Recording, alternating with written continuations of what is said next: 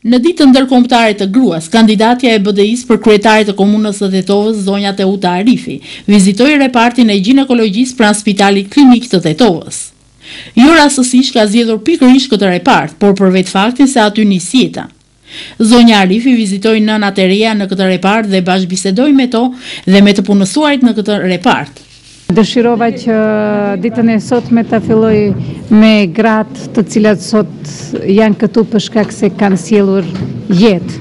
Ai funksion aq i madhërisëm dhe i rëndësishëm i çdo nane për t'i kaluar dhimbjet më të mëdha, për të ngritur mbi vetveten dhe për t'i thënë po jetës, për mua është gjithçka dhe dëshiroj ditën e sotme shfrytëzova rastin që t'u uroj jo vetëm festën, po t'u dëshiroj shumë shëndet.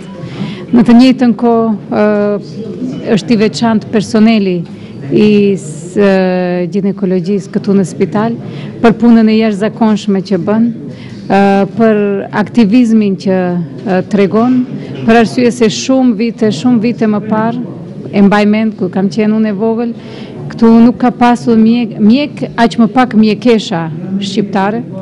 Kryeshefi Nagi Prufati e informoi zonjën Teuta Arifi për kushtet që kanë pacientët në këtë repart. Sot patëm një vizitë, në repartin tonë ishte zonja Teuta Arifi, e cila në hollësi vizitoi të gjitha nënat, të cilat kishin të posalindurit dhe në mënyrë simbolike të njëjtave u uroi 8 marsin, i pyeti për hallet dhe për atë se si kanë kaluar në repartin tonë. Reparti jonë është një ndër repartet më të mëdhenj në Republikën e Maqedonisë, ku kemi afërsisht diku 2400 lindje, domethënë kemi 2400 jetra të reja në vit dhe ky repart është me tërë stafin e vet i angazhuar kryekput që të kemi fëmijë të shëndosh dhe nëna të shëndosha. Ndërsa drejtori i spitalit Florin Besimi bëri të ditur se në spitalin e Tetovës 50% e gjinisë femërore janë udhëheqëse, që do të thotë se numri femrave të punësuara vjen gjithnjë në rritje.